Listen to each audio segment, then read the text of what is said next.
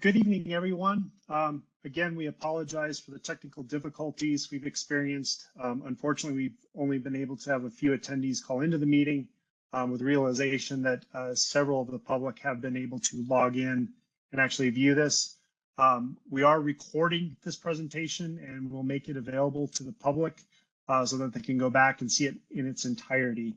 So again, we'll start the presentation now and hopefully we'll be able to accommodate the members of the public who are unable to attend this meeting. With that said, my name is Lance Koval. I'm a Special Projects Coordinator with the Wasatch Cache National Forest, and I will be kicking off tonight's meeting. This is the public open house for the Upper Mill Creek Canyon Federal Lands Access Program, or FLAP project. As I mentioned, tonight's meeting is completely virtual, which is unfortunate due to the technical difficulties, but we will be able to record this meeting and make it available to the public. Additionally, there will be a duplicate in-person meeting tomorrow evening, so that'll be June 14th from 5:30 to 7:30 p.m. at Mill Creek City Hall. That meeting will be entirely in person, and there will not be a virtual opportunity at that meeting. The purpose of tonight's open house is to present the status of the environmental analysis and the key elements of the current preliminary design for the Mill Creek project.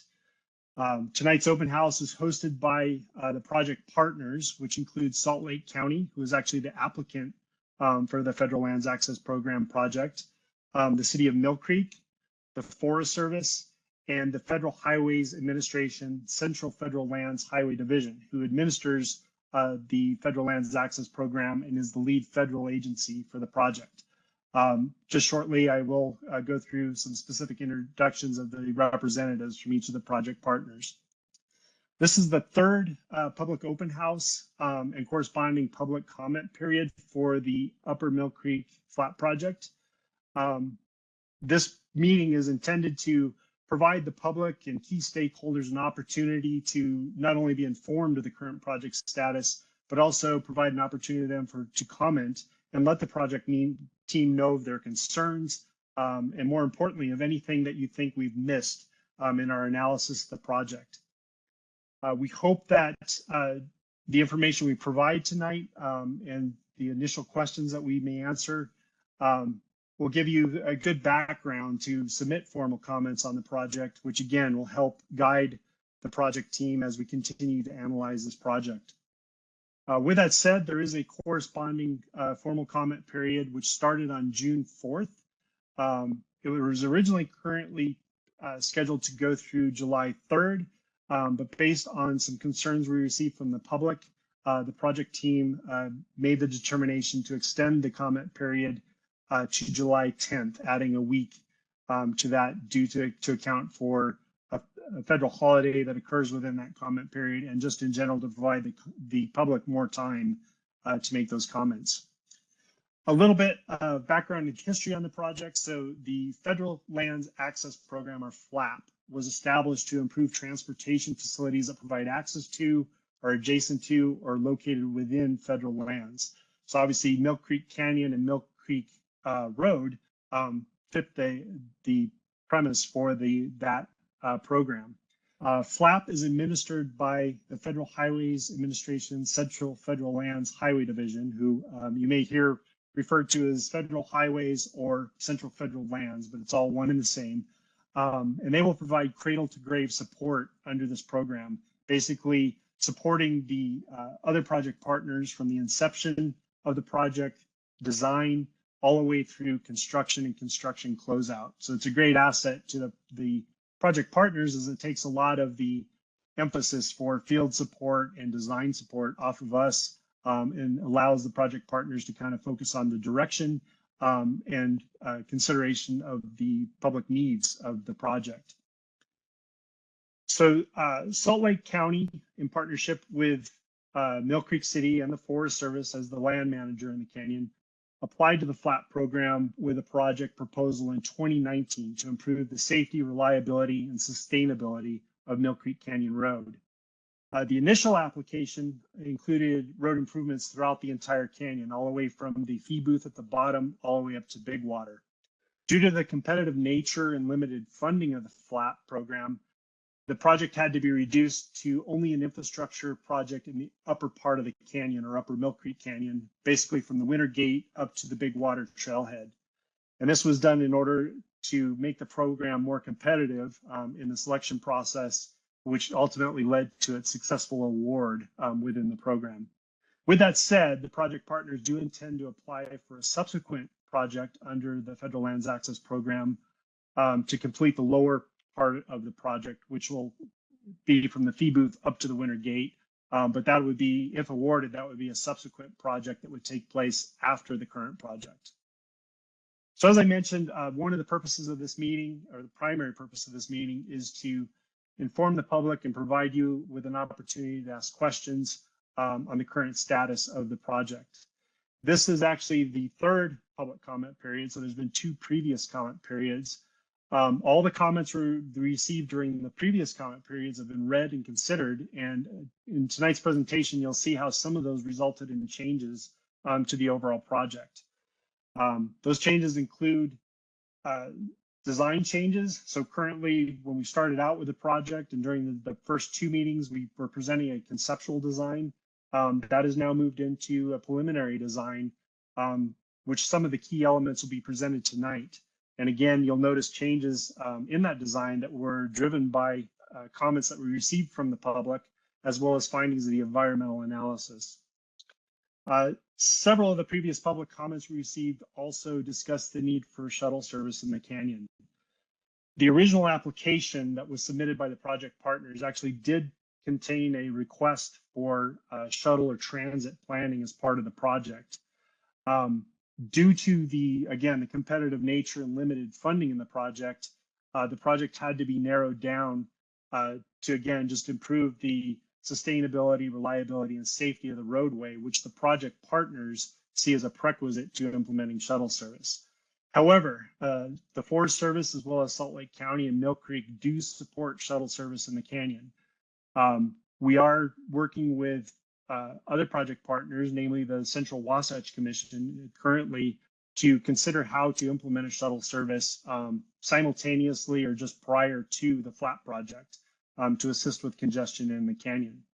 Additionally, nothing that is in the current project design precludes future shuttle service. And in fact, we're working to facilitate future shuttle service in the canyon.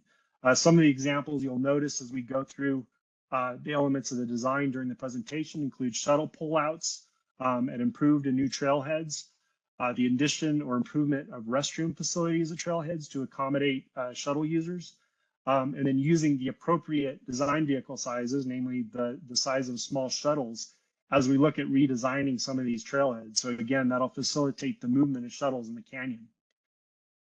Another comment we received during the public comment periods was some of the public felt that the level of NEPA analysis was not adequate for the project, namely that the project qualifies as a categorical exclusion under the federal highways NEPA policies.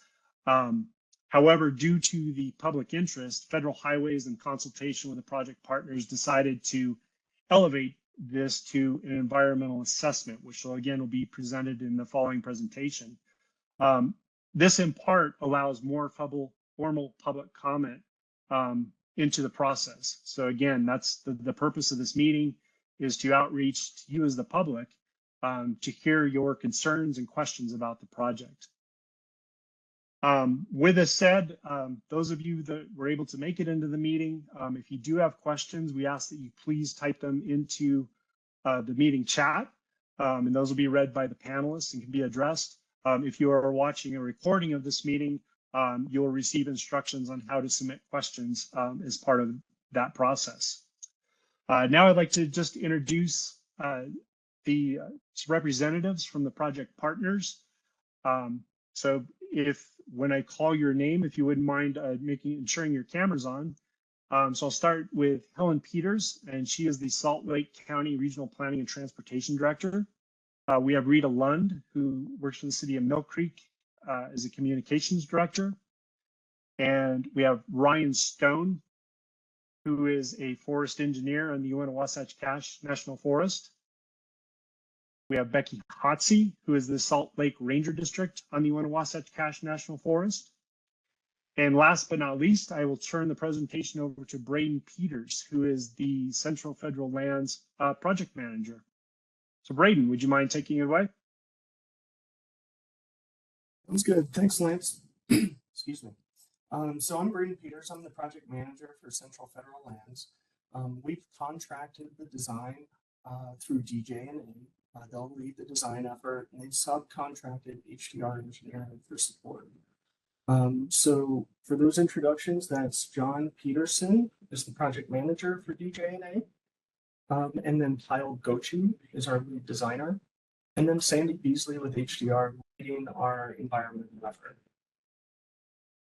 So at CFL, we work on federally owned roads and access to federally owned facilities. We're a project delivery office, so we're different from the federal highways state divisions that administer money to state DOTs for development of interstates and things like that. We administer the National Transportation Program and federal lands access programs. So these are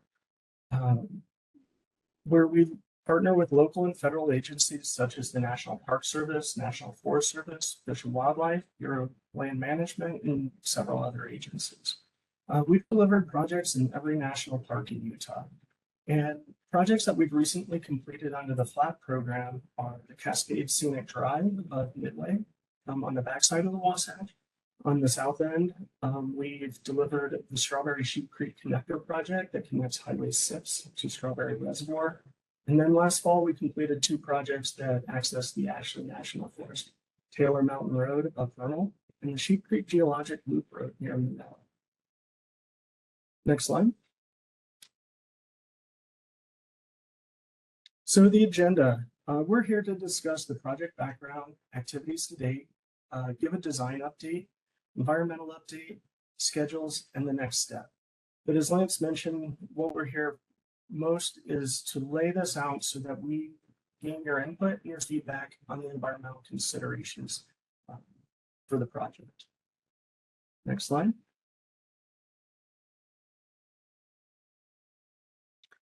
So a little bit more on the FLAP program. We help supplement local agency efforts to improve or maintain infrastructure accessing federal lands, with an emphasis on high-use recreational or economic generators. This is a competitive program. Your local agencies applied under the 2019 with support of local community groups, and this is only one of 5 projects that advanced forward to design. There were about 20 applicants for projects. The federal funding on this project comes from the federal gas tax and accounts for about 80% of the anticipated projects. The remainder made up from your local or federal land management agencies. Next slide. So the purpose and need of this project is to enhance safety for motorists and recreationals using the Upper Mill Creek Canyon roadway. The needs address the deteriorating road condition, variable width, and then also pedestrian and formalized parking. Next slide.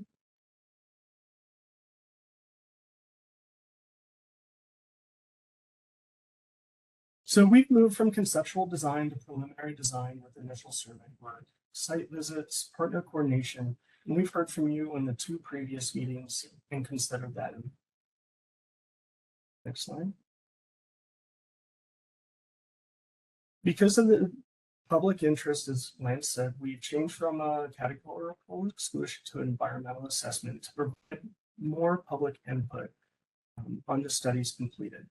To date, we've completed an aquatic resources report, archaeological resources study, architectural resources study, biological resources study, and other resources such as land use and inventory roadless areas.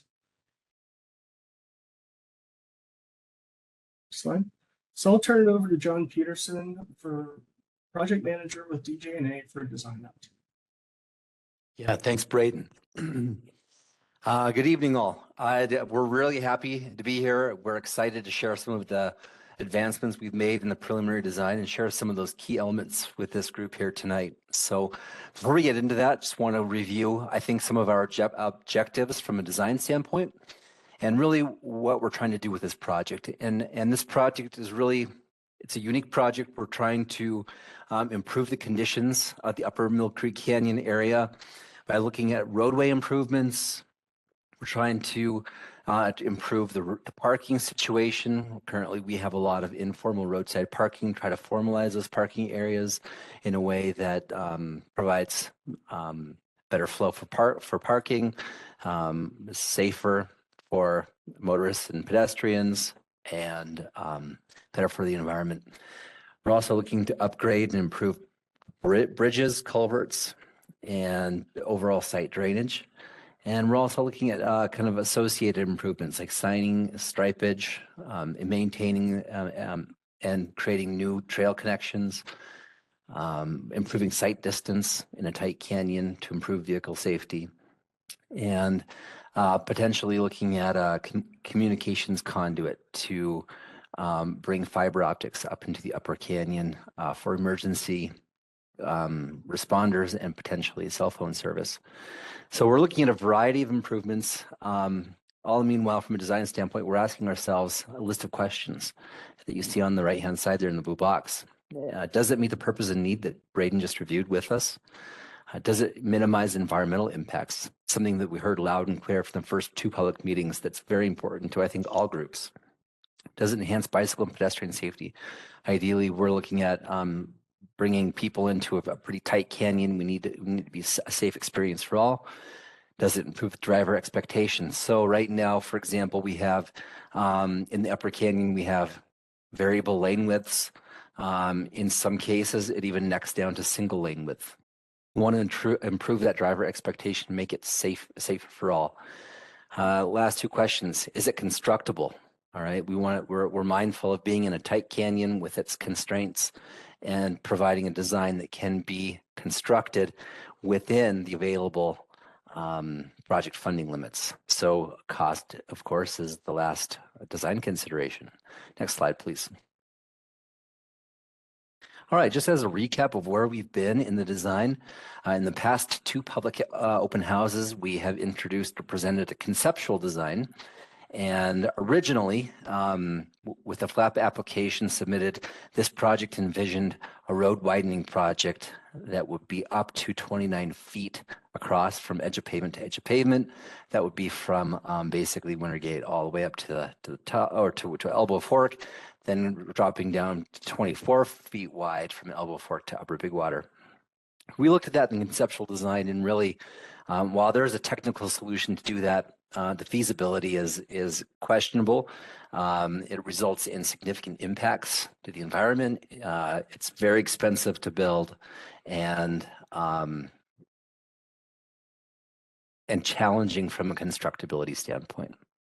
So early on, just past the conceptual design, we looked at other widths. We looked at 18-foot wide road widths, 20-foot, 24-foot wide road widths.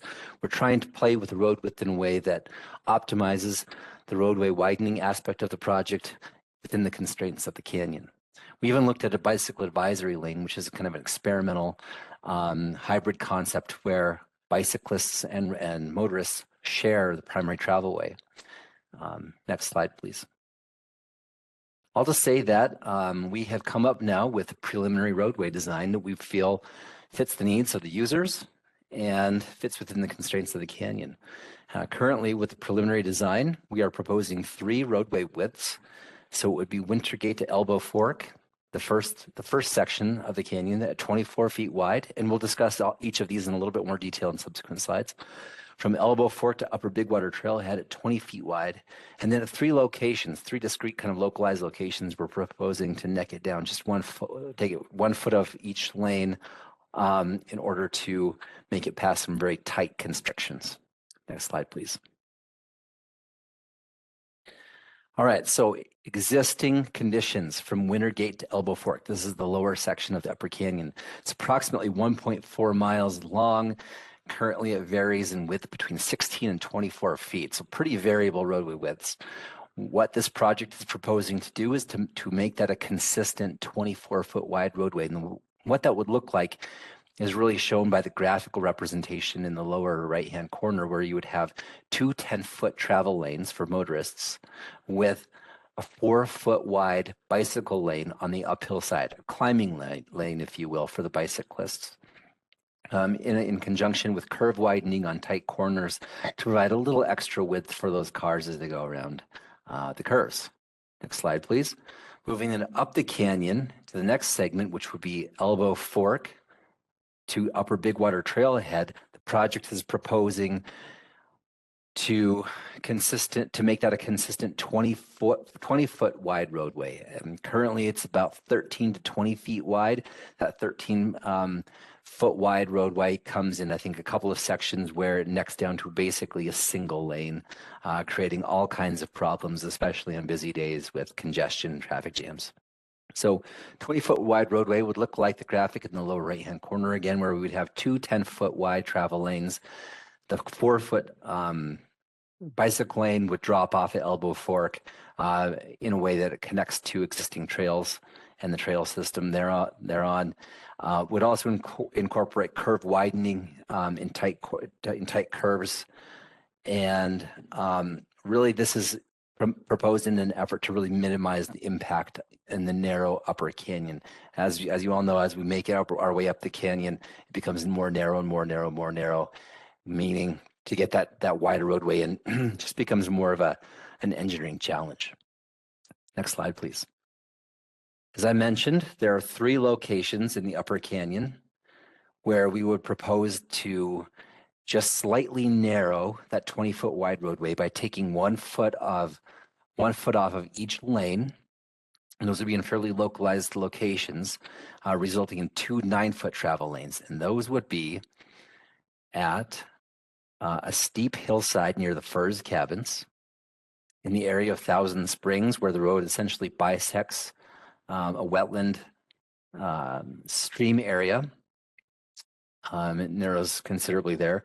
And then the last area would be near an existing stone wall crossing, shown in the upper right-hand corner there, where the distance between the walls is 18 feet, and we don't want to impact the nice masonry, stone masonry, and have to redo that structure. Next slide, please.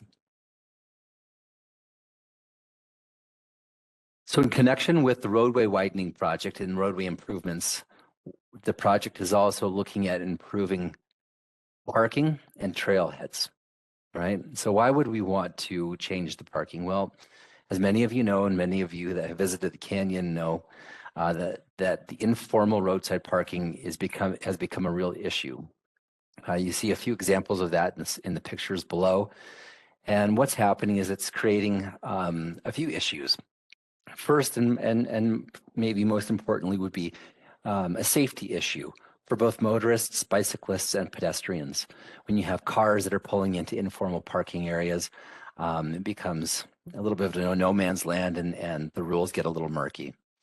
In addition, you can see some of the environmental degradation that occurs with cars parking alongside the road, where it starts to basically destroy or kill the existing vegetation, which exacerbates erosion and just really degrades the aesthetics along the roadside. So what parking areas are we looking at?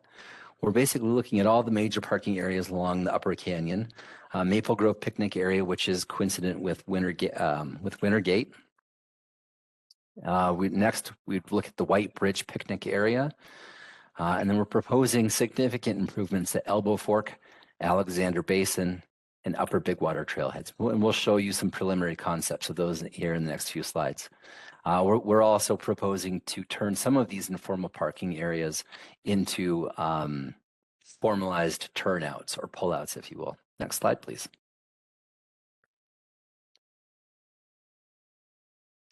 Okay, I'm going to share with you over the next 2 slides 4 of these preliminary concepts. Making our way from the Winter Gate up the canyon. So the first slide on the left-hand side here shows the Winter Gate parking area, and it shows kind of a preliminary layout or improvement plan for that area, which would include streamlining the flow of traffic within the parking area. It includes a new restroom facility that is moved away from the creek. It includes a roundabout for cars to turn around and make their way back down the canyon when the gate is closed. All right. And I want to point out that right in the middle there, it includes a drop-off pickup location for dropping off, picking up hikers that could also certainly be used for future shuttle transit systems. Next one I'd like to highlight is the Elbow Fork Trailhead and parking area. So right now, Elbow Fork Trailhead and the parking areas is really, I would say it's a wide spot in the road, and here it occurs at that hairpin turn up there. Creates a lot of safety concerns for motorists and especially for bicyclists as you're coming around that corner, often quickly and with minimal sight distance. You have cars backing out into traffic. There's a lot of just design issues associated with that area. So the project is proposing to construct a new formal parking area just down the road from the existing hairpin turn, as shown. Some of the key elements then would include a new restroom. It would include a stream crossing, and it would include a detention basin to enhance water quality of the surface water runoff from the parking area before it enters the stream. All right, next slide, please. Show you a couple more of these areas. The next one is the Alexander Basin. So the Forest Service has recently completed a couple of new trail connections right at this location. Right now, it's a relatively it's another wide spot in the road. The project is proposing to formalize this parking area, creating more stalls for cars, adding a restroom. I also want to point out, again, as we saw at Winter Gate, it includes a turnout or a drop-off, a potential shuttle stop into the future along the side of the road. Then as we make our way to the top of the canyon, the upper Big Water Trailhead, we see a new concept for a parking area that includes more parking stalls, much improved flow of traffic. It includes a new restroom, water quality feature for that surface water runoff. It connects into existing trails, and it also includes that drop off right there at the right hand side, the upper part of the parking area, which could also accommodate future shuttle transit. Next slide, please.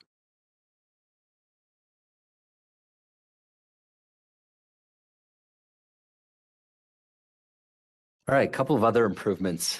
So of course, we're looking at adding some striping on the road, improving the signing. We're looking at crosswalks at important areas where trails cross the roadway. We're looking at improving existing trail connections. We're looking at sight distance improvements. Like I mentioned before, we're looking at putting in a conduit that would host future infrastructure for communications, cell phone service, for example, for emergency responders and cell phone towers. And I want to point out that we are maintaining the current speed limit. All right, that would remain unchanged. Next slide, please. All right, and wanted just to bring this up as a final,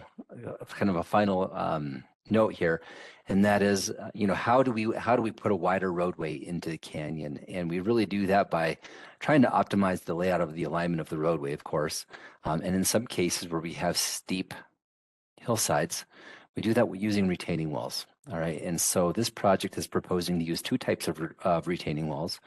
Rockery walls are shown on the left-hand side and soil nail walls on the right-hand side. So these walls are really meant to minimize really the environmental impacts associated with large cuts and large fills that are often ugly and unsightly and generally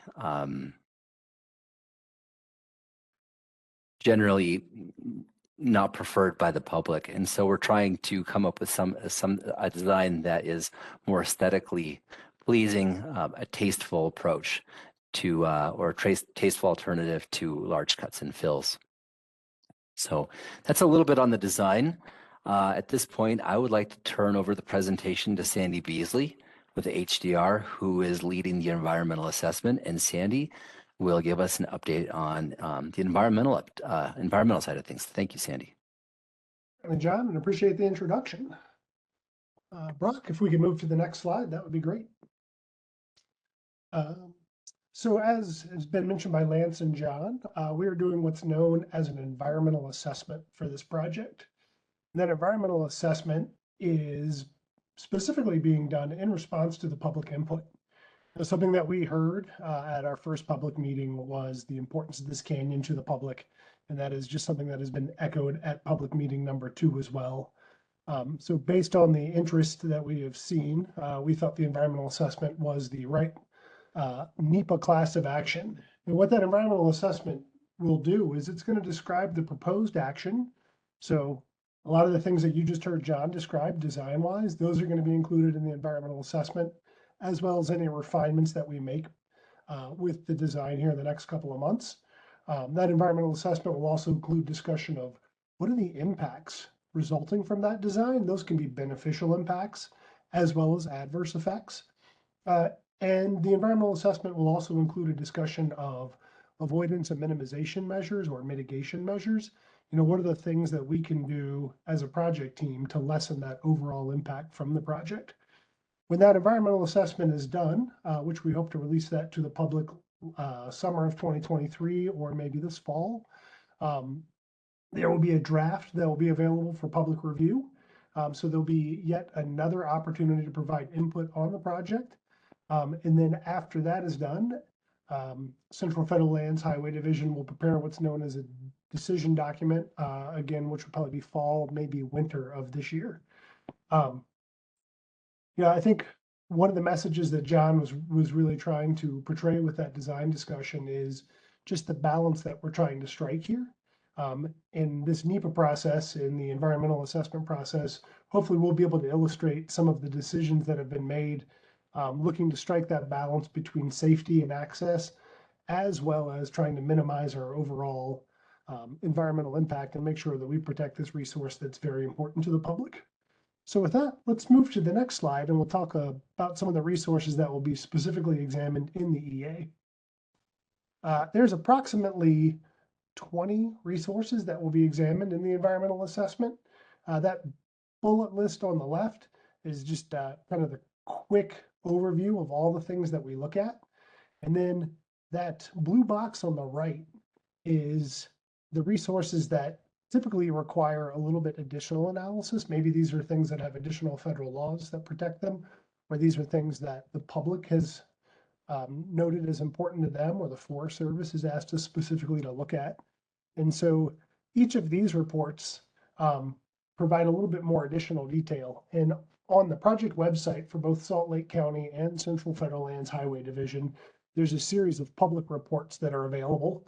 And these include a cultural resources report, a biological resources report, and something that we're referring to as the other resources report, which includes discussion of aquatic resources, which is another way of saying wetlands and streams, land use, visual resources, and recreation and access. So if there is any additional information that you would like, these reports are available on the project website, and will provide just a little bit more insight into what is out there and the key considerations that we're giving these particular resource areas. So if we can move to the next slide, we'll just walk through some of these key resource areas, talk about what we have found over the course of the last 18 months working on the project, and some of the preliminary considerations. Now, these preliminary considerations will be described in greater detail in the environmental assessment. So, you know, we keep everything fairly high level this evening. We'll be doing some additional analysis as we further refine the design here over the summer. So I just want to share that. So if there is questions that we can't answer tonight, rest assured that this will be presented in the environmental assessment. So our first resource for discussion is historic resources. And this is in particular what we refer to as historic architecture, or you can think of it as structures. And so we've had a team of historians do a survey in the canyon, and that was in coordination with the U.S. Forest Service and their this cultural resource specialist. The key things that we have found out there, there's the Furs cabins. Several of these cabins are actually what we would call eligible as a historic resource. There's White Bridge. We use the term bridge in this location. White Bridge is actually a concrete box culvert, and it is the resource that's shown in that top photo there. That is also an eligible resource. And then John had mentioned some stone bridges earlier. So there are 3 stone bridges that are located along Mill Creek Road, which would also be considered a historic resource. So what are the things that we're thinking about or considering in terms of these particular resources when we're doing our design? Well, one of those is the proposed retaining walls. You know, we do have some retaining walls that are going to be visible from some of the cabins, you know, but again, kind of coming back to that idea of balance, you know, we've got those 3 areas where we have an 18-foot wide roadway. One of the reasons that we're doing an 18-foot wide roadway in the vicinity of the Furs cabins is we have a steep slope coming down, and to widen it would result in a greater visual impact. That visual impact would be felt by all canyon users, but also be felt by the cabin owners. So that's just kind of one of those areas that I wanted to highlight, where we're looking to balance the needs of the motorists as well as the environment, as well as those who are fortunate enough to have cabin access. There's replacement of White Bridge. That structure will be replaced. So some of the ideas that we're considering there are trying to match the existing railing. So can we construct a bridge that matches visually what is out there? Right now, we're in conversations with the State Historic Preservation Office about some of these ideas and the eligibility of all these resources. So some of this is, you know, a work in progress. We've got the modification of a single stone bridge. The good news is we've been able to avoid impacts to 2 out of 3 stone bridges, we think, and we'll continue to refine design again to minimize those impacts to the extent that we can. And we are confident that we won't have any modifications to any of the cabin properties or other bridges that are located along the roadway. Going on to the next slide, but kind of sticking with the cultural resources theme, there's also archaeological resources. So a team of archaeologists also did a survey in the canyon, and what they discovered is we've got 2 primary archaeological resources. Mill Creek Canyon Road itself is considered an archaeological resource.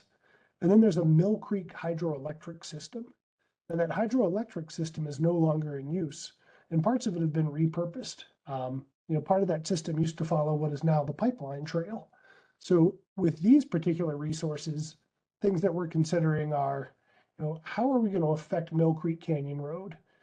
Obviously, we're making roadway improvements. We're widening in certain locations. We're going to put in some signing. We're putting in some striping. This project is going to have some effect on Mill Creek Canyon Road.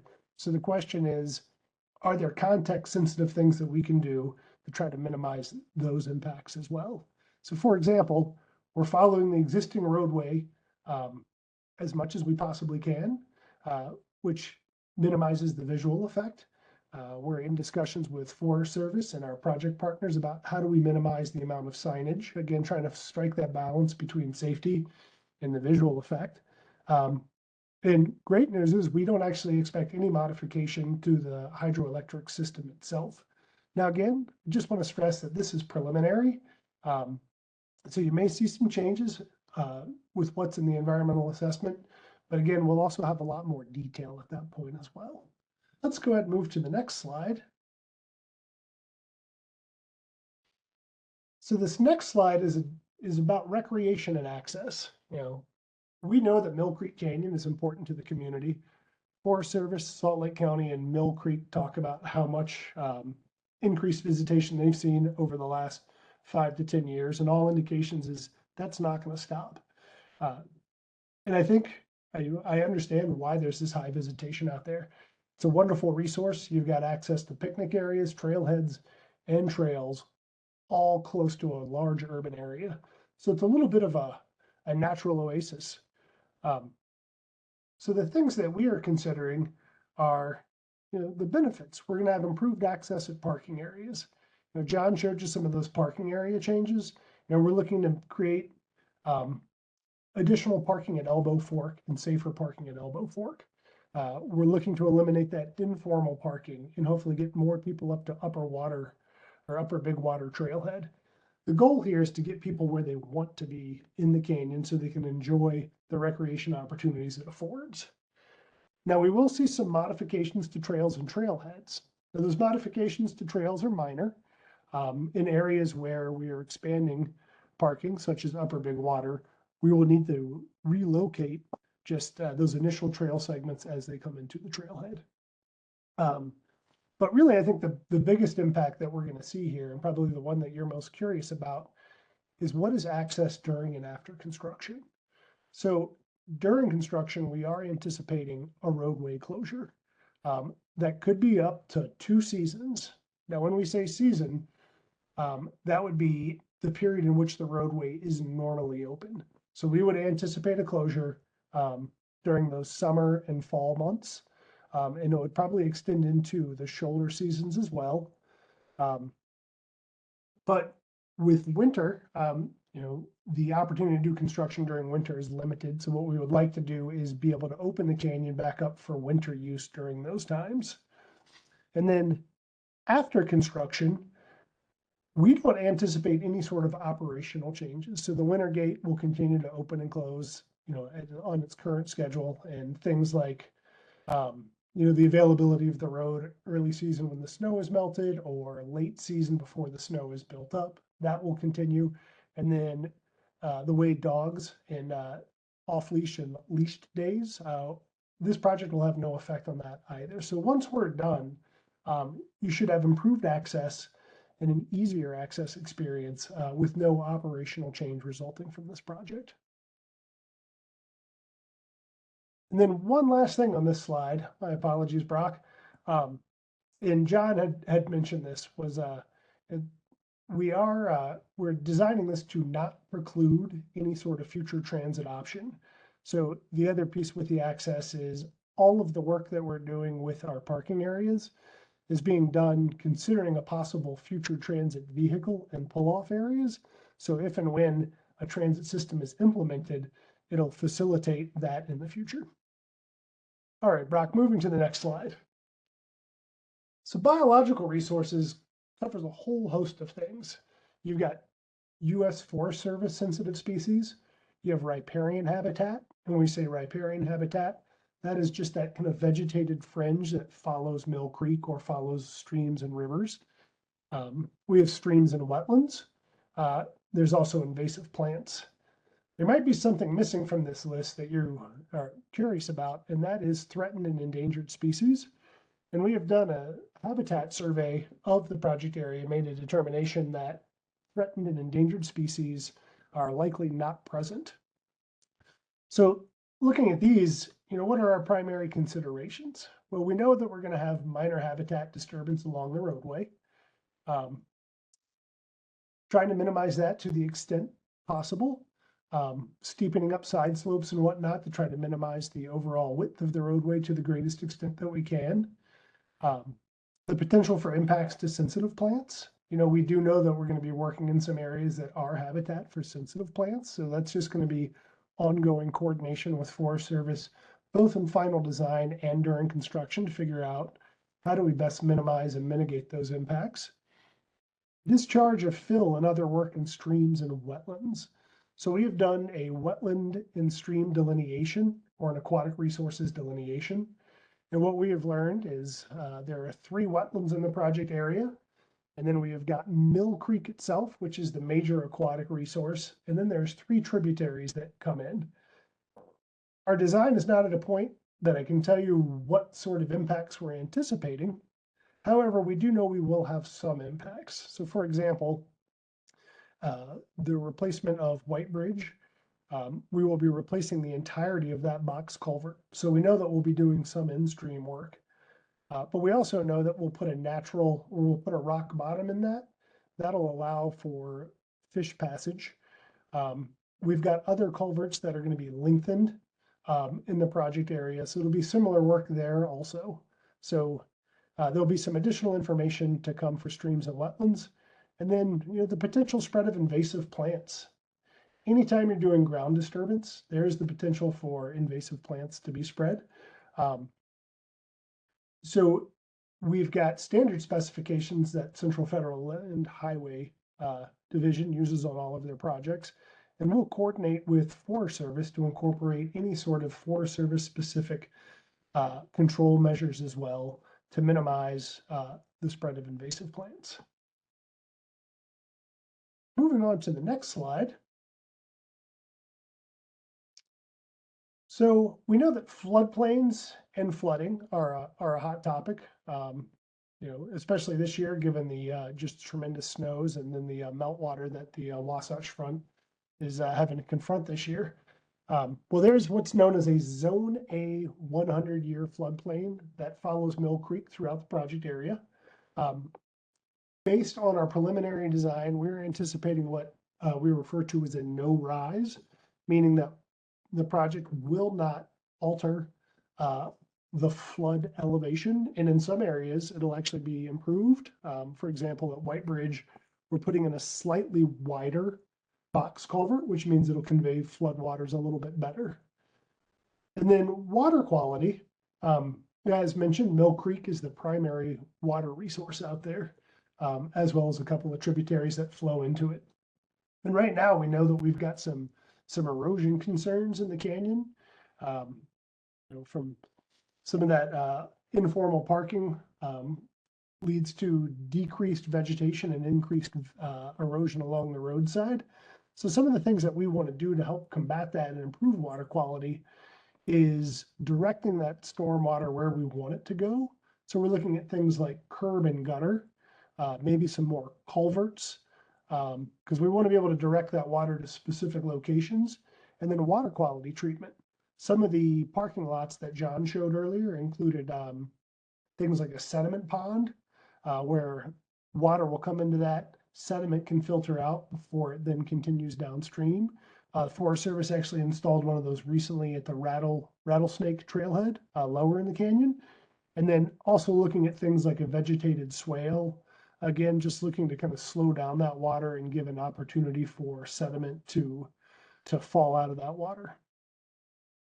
Moving on to the next slide. Land use. So things we consider when it comes to land use is, are we consistent with management plans? The vast majority of this project is on Forest Service land. Really, the only area that's an exception is just east of Upper Big Water Trailhead. There's an existing meadow that we're going to expand the parking area into. So we want to make sure that we're consistent with the Forest Service resource management plan and what, how they prefer to manage this area. We also want to make sure that we're consistent with the county plan, since we are affecting some county land. There's existing land uses, almost all of which is dedicated for recreation use or just undeveloped open space. And then the other thing that we are considering is inventory roadless areas. So we have two different inventoried roadless areas in the project. We have one to the north and we have one to the south. And when these were mapped, mapping technology wasn't quite what it is today. And these were mapped at a high level. And we actually have some instances where the roadless boundary encroaches into the roadway itself. So we do know we have a couple of areas of encroachment that will be discussed in the environmental assessment. So our considerations for this particular resource is, the roadway improvements, they appear to be consistent with planning goals for both the county and U.S. Forest Service. Right now, and moving forward, that roadway is on Forest Service land, but it is maintained by the county on an existing easement. So there will be a modification of that existing easement So we do have areas where we are moving some parking lots or expanding some parking lots. So we'll want to make sure that that easement gets modified so that the county can go in and do their maintenance activities. We know that we've got some encroachment into the inventory roadless areas. So we are coordinating with the Forest Service on how best to address that in the environmental assessment and what sort of changes the Forest Service might need to make. And then we have that modification of uses due to expanding parking lots. You know, those parking lots are typically being expanded into areas that are currently undeveloped open space. So not a tremendous change in use, and hopefully opening up portions of the canyon for some improved recreation access for the general public. So that is just a kind of quick resource overview. Again, want to just stress the fact that there will be some additional opportunity for comment when the environmental assessment comes out, and there's some additional information available to the public. So in terms of schedule, we are looking to publish that environmental assessment and finish up our preliminary design either late summer or early fall of 2023. Following the environmental review, some of the next steps are going to include finishing the final design, which we hope to have wrapped up in 2024, obtain permits in 2024. Some of those permits would be things like maybe a stormwater permit or a section 404 permit if we're going to be impacting the stream. There's just a variety of permits that would be acquired prior to construction. We would look to advertise and award the project and ideally be able to begin construction maybe late 2024 or into early 2025. Want to stress those construction dates are contingent upon funding. And I think as everybody on this meeting's probably well aware, with inflation, costs going up, things like project funding have become a little bit more challenging. So we hope to hold these dates, but stay tuned for more information. Now, in terms of additional public outreach, we have this public meeting this evening. We also have an in-person public event or open house tomorrow at the Mill Creek City Hall. We will make all the meeting materials available online no later than June 15th. And we have a comment period that extends from June 10th through July 11th. So there's the opportunity to provide comment here for about the next 30 days. What we would ask is if we could get written comment, that would be great. The more specific your comment is regarding the project, the easier it is for us to consider that comment and potentially make changes to the project accordingly. So we'll certainly open up this meeting tonight to a Q&A session. But again, if there's a comment you would like to make, we would ask that you go to the FHWA website or the Salt Lake County project website, where there's a comment form that you can click on, or to attend tomorrow's in-person meeting. And then lastly, we have the environmental assessment, which is that 30-day comment period that's going to come with that as well. So we've got some additional opportunity for public outreach, both in the coming weeks as well as towards the end of summer or early fall.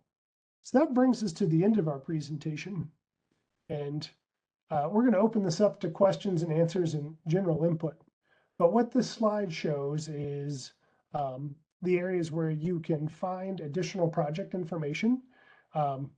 If you email millcreekroad@slco.org, that is one way to submit a comment. And then again, also via the project websites. With that, I'm going to hand this over. And I believe we have the ability to unmute the phone lines and be able to have a question and answer session here. So again, appreciate everybody's time and look forward to hearing your thoughts on the project. Hey, thank you, Sandy. So this is John again. Because of the technical challenges that we had earlier, we want to make sure that everybody has an opportunity to provide input, comment, or ask a question here tonight. And the panelists can respond to those questions, hopefully with answers. And I would, going forward, I think that if the people that called in tonight would like to bring a comment forward or question, Brock, who is the meeting facilitator, will unmute you, and you can chime in, and we will do our best to respond. So we do have some time here for Q&A. I would stress again, though, that while we are recording this conversation here tonight and this presentation, your comments will also be part of that record. We still encourage you to provide written comment either by email or via one of those project websites, as Sandy discussed. So with that, let's open it up to Q&A. Perfect. Thanks so much, John. The best way to handle this, because the phone lines work a little bit differently, is I will be addressing the individual attendees by the first 3 digits of their phone number following their area code, and requesting that they unmute. They're welcome to unmute themselves at that time and provide that comment. First up on my list is caller number 13, whose digits start with 582. I'll request you unmute now, and I believe it will provide you instructions on how to do so.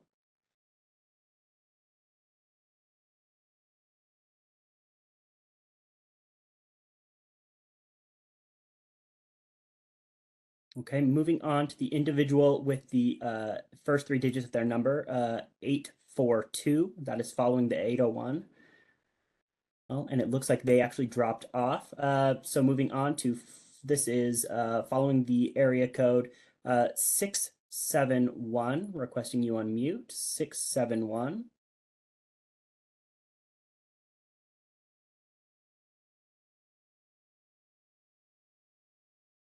All right, moving on to 913. 913, requesting that you unmute if you have a comment. Otherwise, feel free to leave yourself muted.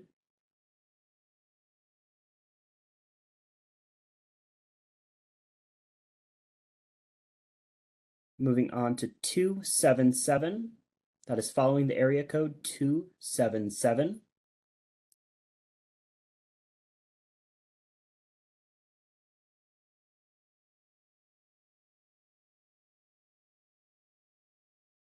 Moving on to, Yes, oh, there we go. did I? Yes, go ahead. We can hear you. Okay. I just want to say it's been a frustrating evening to listen to the presentation but not see the slides. So maybe I'll have to attend in person tomorrow, but it's a long drive for me. So just know it's frustrating. Yes, this is John. We understand your frustration. We apologize again for the technical difficulties here this evening.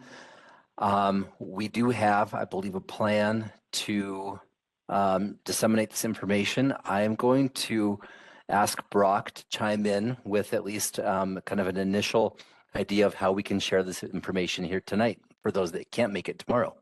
Absolutely. Brock, can you give us a little summary out there? Thank you. Absolutely. As soon as this call wraps up, we're going to go ahead and put the full recording that includes the video and the presentations on the Salt Lake County website. In addition, we will post these slides so you can just also explore those at your own discretion. There you can also find reports and a form to fill out any additional comments that you might have for this meeting. And that will be available as soon as this meeting wraps up on the Salt Lake County website. We will also be sending an email out to everyone. Just know that we've already spent an hour and a half, and now to have to do it again, it's just a waste of some of our time. And this is important to us.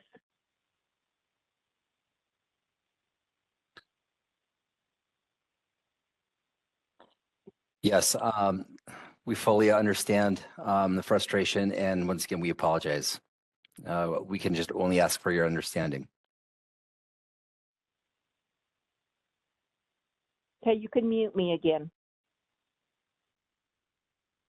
Thank you so much for that. Moving on to caller 448. 448, asking that you unmute if you'd like to provide a comment.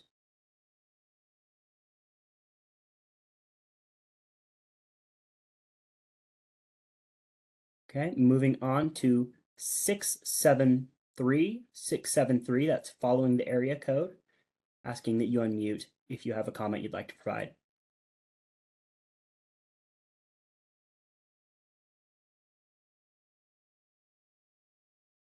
Hi, can you hear me? Yes, we can.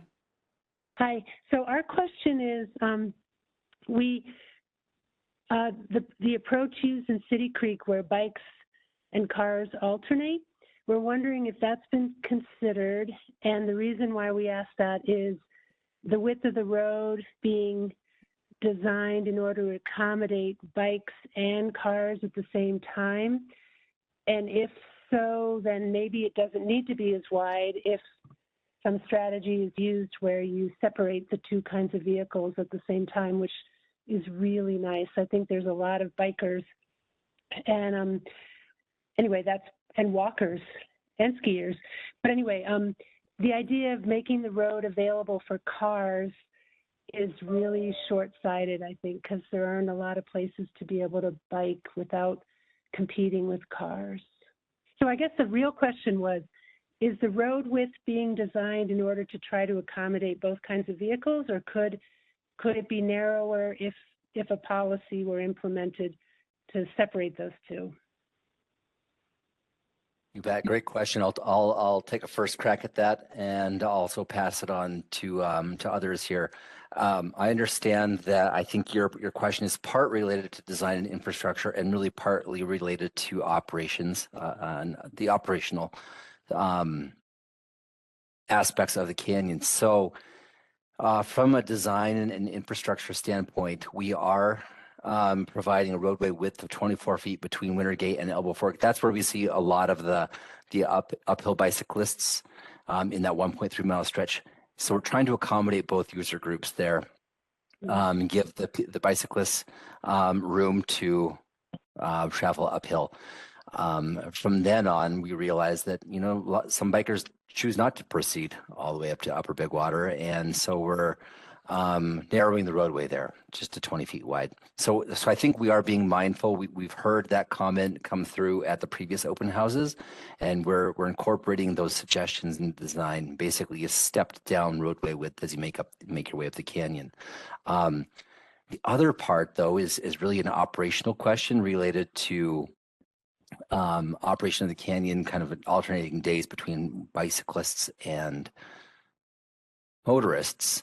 And for that question, I'm going to pull in, I think, Lance from the Forest Service, who can speak to the operational challenges associated with that. Yeah, so thank you, John, and thank you for the question. So just so we understand your question correctly, are you asking why, for instance, road bikes couldn't have a separate trail parallel to the road and thereby not having to share the road with traffic? Is that a correct summary of your question? No, the question is really, the kind of bottom line is the assumption that the road is only for cars. Why not have the road available to bikes on certain days and to cars on other days so that the two types of vehicles aren't competing or trying to be accommodated at the same time in the same roadway? And in City Creek, just like sort of dog days on and off, there's a bike days on and off, and cars and bikes alternate. So I think if we are trying to accommodate both kinds of vehicles basically at the same time, it's causing the road to be wider when in fact it's probably safer to have only having one type of vehicle on the road at the same time. And why not? Environmental impact. Yeah, and less environmental impact. And in fact, it's a better experience, I think, for everybody. Everybody gets used to, okay, it's an odd day, it's this, or on day for that.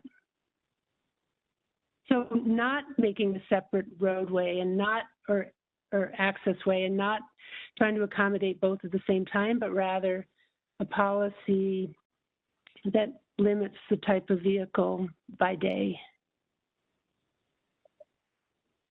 Thank you for that clarification. So that's definitely more of an operational question than with regards to the highway use. So I will state that first of all, the road is a county road that's an easement over forest lands.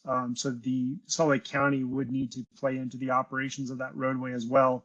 Additionally, there are, and not so much in the upper canyon, but there are in the lower canyon, which again, the project partners are Right, looking of course. at a potential future project to address. There's businesses and private lands.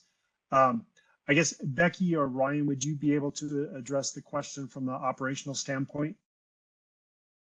As So, far as, go ahead, Becky. nope, go ahead, Ryan. I was going to say that we have heard this comment of doing alternating days for cyclists and for automobiles, and so that has been mentioned. And again, the purpose of this project is to create a safe corridor to Upper Big Water. So we've been designing it for the vehicle traffic, and where we can utilize, where we've got space to do the climbing lane for the cyclists, we've added that. So we haven't, the purpose of the project is not necessarily to address the operational aspects of the canyon, but to do our best to accommodate all the users. And so I understand what you're saying. I'm not, we'll have to have a good look at that. But again, that the scope of the project would not address the operations of the road going forward. But it should have a significant impact on the environmental impact if you didn't have to accommodate both vehicles and bikes. Yeah, worldwide. right. But in that upper reach of the canyon, we've got fairly narrow roadway widths as it is, and so that's mostly just to accommodate uphill and downhill traffic. Right. Understand.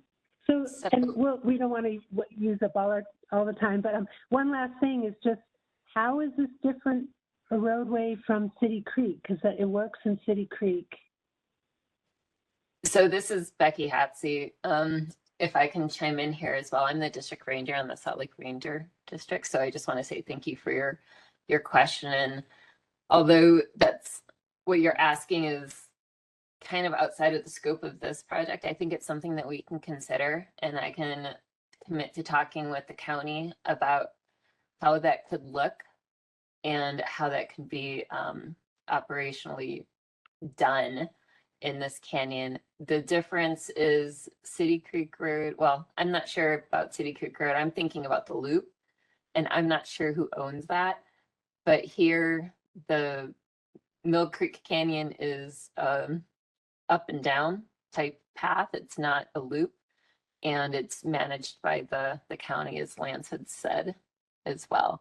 But I think that I can talk with the county and see if there are opportunities in the future to do exactly what you're saying about alternating use for bikes and the traffic, just like what we do with the bikes and the dogs. I mean, and actually in the weekends could be, for more vehicles, because that's when there's heavy use for picnicking and that. But during the week, I mean, there's the traffic, it could be limited much easier. Anyway, thank you. I think that's a really, I guess what I would say is, I realize the scope of this project is XYZ, but thinking bigger picture as to why accommodating both at the same time, when in fact the actual safest thing would be to separate them somehow. And it works in City Creek, so maybe it would be great to find out why it works there and how that happened. And I appreciate having this session, so thank you. And I would love to talk to you about this a little bit more as well. So if you can reach out to me, I would appreciate it. Email is Rebecca at Hotze, H-O-T-Z-E. I'm sorry, say it again. Rebecca, period, Hotze, H-O-T-Z-E, at H-O-T-Z-E at USDA.gov. Sure. H-O-T-Z-E? Yes. Okay, great. Thank you. Appreciate it. Thank you. Perfect. And I've gone ahead and muted you. One last time, I want to go through the rotation. I will just request anyone to unmute. If you do have a comment, I'll just go through the list and request that unmute from everyone just to make sure no one got missed. And we'll give it a second here to see if anyone does unmute.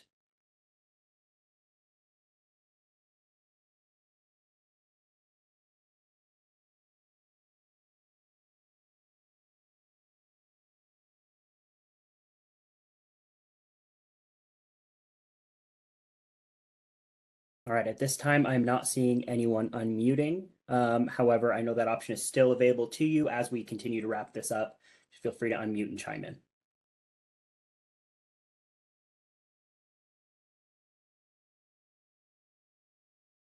All right, back to you, John. All right. Well, thank you. Thank you for all of you who provided comments and questions. We appreciate your participation in this process. And really, this is for you, for the public, and to get your input, incorporate those ideas and those suggestions going forward. So thanks. Going forward, I think we'll start to wrap this up. I would like to invite Lance Koval with the Forest Service to provide closing comments. Yes, thank you, John. So again, everyone, we sincerely apologize for the technical difficulties we've experienced. We realize it's frustrating, especially trying to watch a slideshow over a phone. We know that doesn't work too well. Like John mentioned, we will send out instructions on how to access these materials, as well as a recording of this meeting. With that said, I would like to remind everyone again that there is an in-person meeting scheduled for tomorrow, June 14th at Mill Creek City Hall from 5:30 p.m. to 7:30 p.m. Lastly, and most importantly, as several people have commented on this, we ask you to please submit formal comments. As it's been reiterated again through this meeting, things are not final on this project. We're at a preliminary design, which means there's still time for the voices to be heard. Yes, Brock, did you need to chime in? Yes, we do have one person who commented via email. They were unable to be unmuted. This is Bruce, and he just wanted a quick comment on what changes to the approach or design have been made in response to the earlier public meetings and comments. That is his question in its entirety. Yeah, you bet. I can take that on, Brock. Great question as it relates to the design. So I think I had a slide earlier in the presentation that kind of recapped the conceptual design, where we started. And where we started was with a much wider roadway. We had a 29-foot wide roadway between Wintergate and Elbow Fork, necking down to a 24-foot wide roadway in the upper part of the canyon. We've significantly reduced that now to 24 feet wide in the lower part of the canyon, or lower part of the upper canyon, that is, and 20 feet in the upper part, making special accommodations down to 18 feet where things are extra tight. So that's one of the big changes that we've heard from the public. Again, we're striking a balance between the different needs, all right, that we're hearing from the public, some from the bicyclists, some from the motorists, some from the conservationists. So we are trying to strike that balance with a roadway that fits the canyon, all right? That's probably one of the major design changes. Kind of following on that, what we also heard is that we don't want this project to preclude future transit or shuttle operations. And so we've made an effort to make sure that we provide that infrastructure as part of this project at those key trailhead and parking areas, so that shuttles can drop off hikers at those key locations.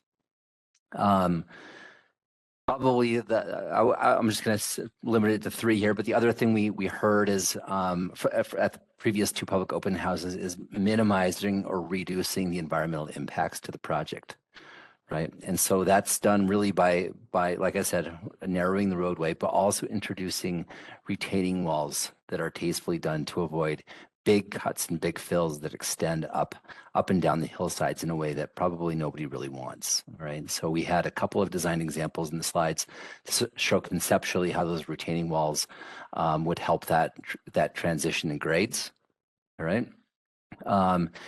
And those are just a few of the highlights I think that we've advanced from conceptual design to preliminary design in response to public comments.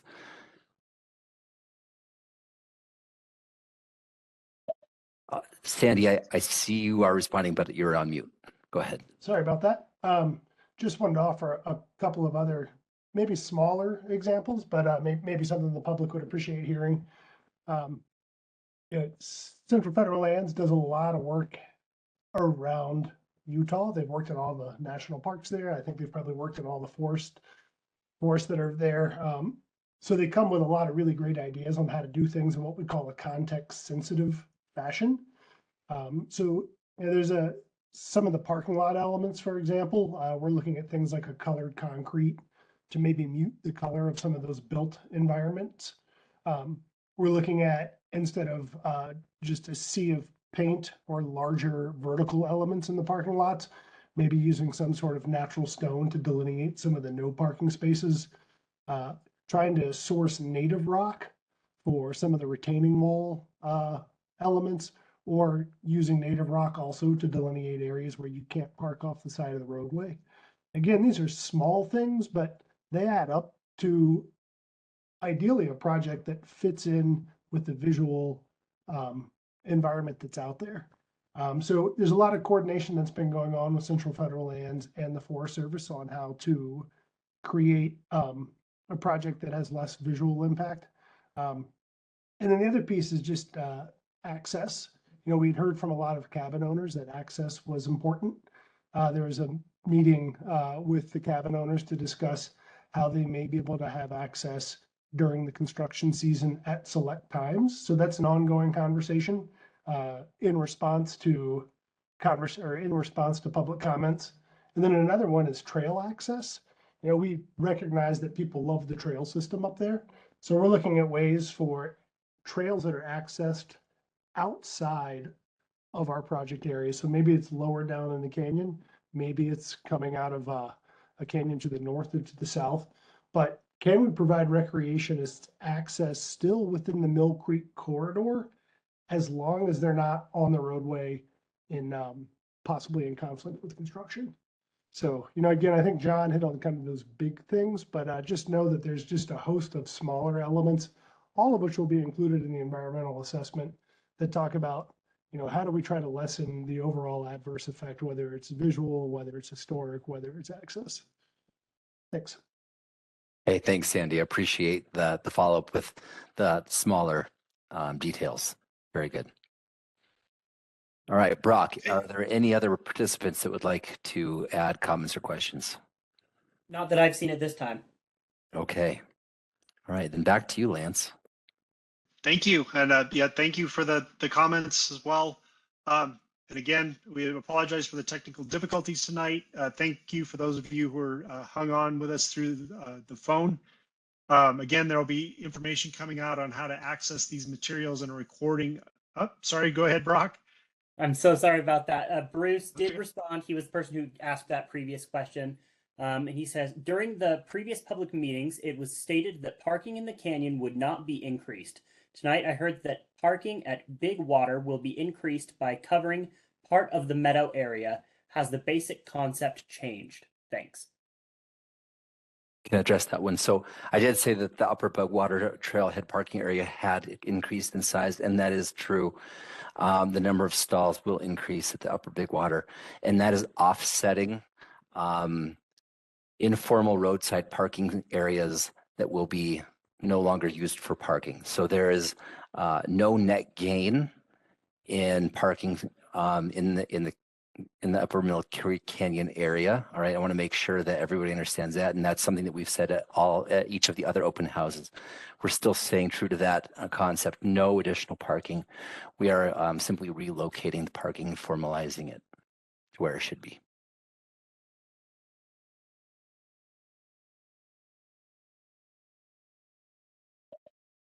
Thanks so much. That is the entirety of the email that he sent to me. Excellent. Thank you. All right. Thank you, Brock and John. So again, thank you for those of you that hung on with us this long. As is reiterated through this meeting, please submit formal comments. If you have questions that you were unable to ask this evening, and are unable to attend tomorrow's meeting, again, just please submit those in comments, and the project team will get back to you, or at least consider those comments if there's no question. Just a few details on your comments. Please remember that in general, the NEPA process is not a vote. So although you're welcome to tell us whatever you would like about the project, the more detail you can provide gives you a voice in the project. As is emphasized here, we're only at a preliminary design, so by means nothing is final. There's still an opportunity for you to voice your concerns or opinions or comments on the project and have those considered by the project team. And most importantly, all of you are passionate users of this canyon. Some of you are up there every day, I know. So you're probably the best eyes and ears we have in this canyon and know every inch of this canyon, or at least those areas you go to. So please let us know if we missed anything, or if you have suggestions on how things could be done better. Because again, we want to hear that, and in the end, that will result in a better project for everybody. So with that, we will conclude tonight's meeting. Thank you, and we hope to see some of you tomorrow or out in the forest. So thank you, everybody. Good night.